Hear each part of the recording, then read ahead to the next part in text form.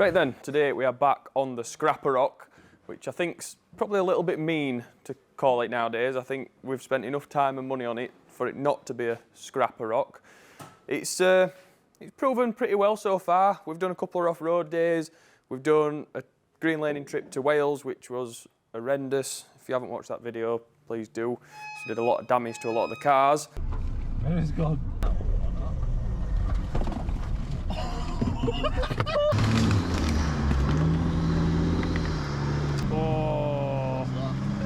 Oh no. But it's been pretty good so far. There is still quite a jobs list for this, and I'm not going to say we rushed it, but a lot happened on this car pretty quickly in order to get it done for Parkwood. So we did the basics, what we needed to do to make it capable, but now we're making it more usable. So the first thing we have got on the list are these. So these are some storage boxes from a company called Daken, or Daken, made in Italy. We used to have a set of these on our Luton van, and to be fair, they're pretty good. They're not expensive, they've all got locks on them, they've all got seals inside, so they're all fully waterproof.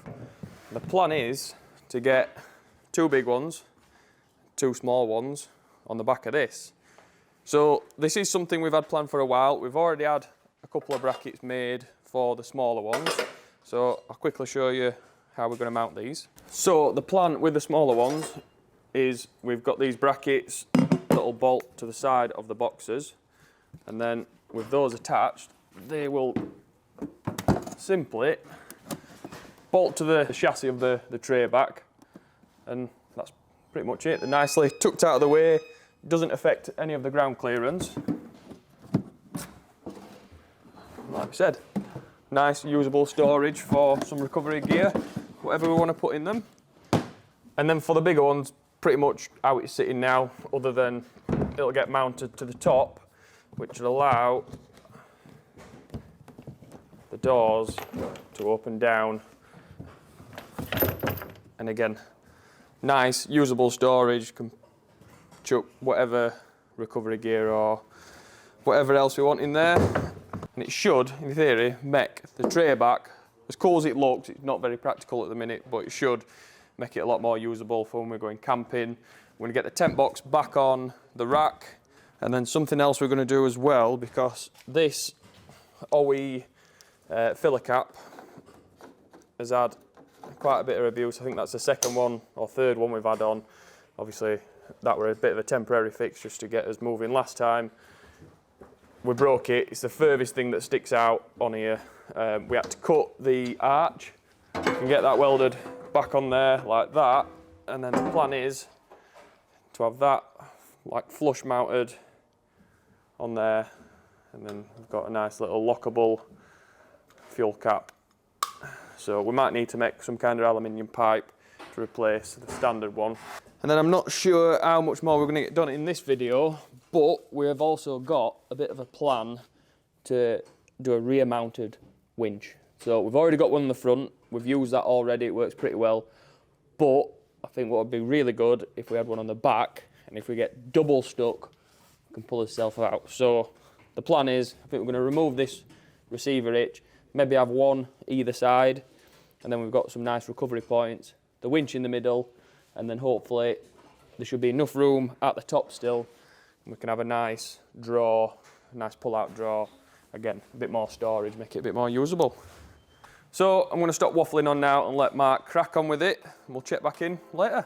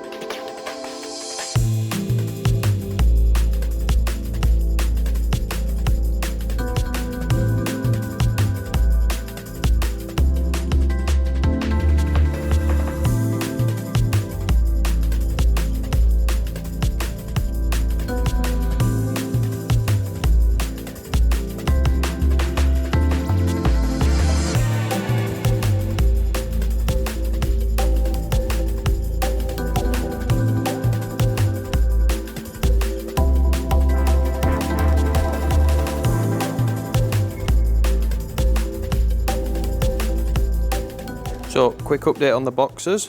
Mark's got them all fitted. They're all pretty secure now. I think we'll be able to put plenty of weight in them, no problem. So, as you can see, look at that, plenty of storage. That should do the job. All lockable. Put his valuables in, and then this one. And again, all secure. Brackets came out pretty well. Worked a treat. So again, it's all secure, all lockable. So the next job, to get the fuel filler sorted. So we've welded this back up now. We've not put a notch in the back so we can run the pipe through from the tank. And obviously we've took the original off. This is what needs replacing. So I'm not sure if we're going to make this out of aluminium or make a rubber pipe or something like that. See if we can get something universal. We'll see. But then we're just drawing up a nice little plate to fit in here, and then we'll get that cut and folded, probably welded onto here, and then it should be nice and neat. So that's the next job.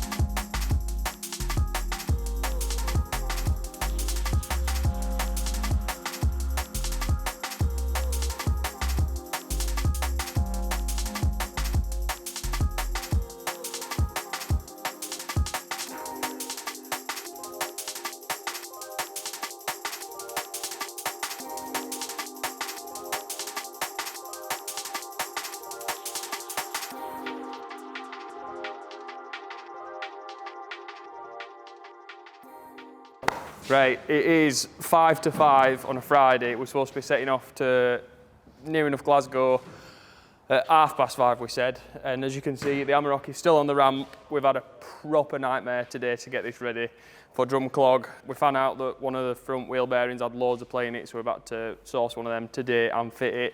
And then whilst doing that, one of the front brake lines snapped as well, so then we've had to source some braided lines. Managed to get them from Slide Motorsport, so thank you very much for hooking us up last minute. But it is done, almost, just tidying up and sweeping up. We've got the winches on, Novawinch front and back now. The rear one is wireless, the front one is wired, but hopefully we'll not need them, but they're there if we do, or if someone else needs them. And yeah, I think that's about it. Is that it, Rob? Yeah, we've just been wiring in the aux beam controller. We've got the ditch lights wired in finally. They've been on for a while, but never actually wired up and working. But yeah, should be a really good weekend. Make sure you subscribe to the channel so then you get a notification when the drum clog videos go live. And yeah, thanks for watching this video. See you in the next one. Hopefully we'll not need them.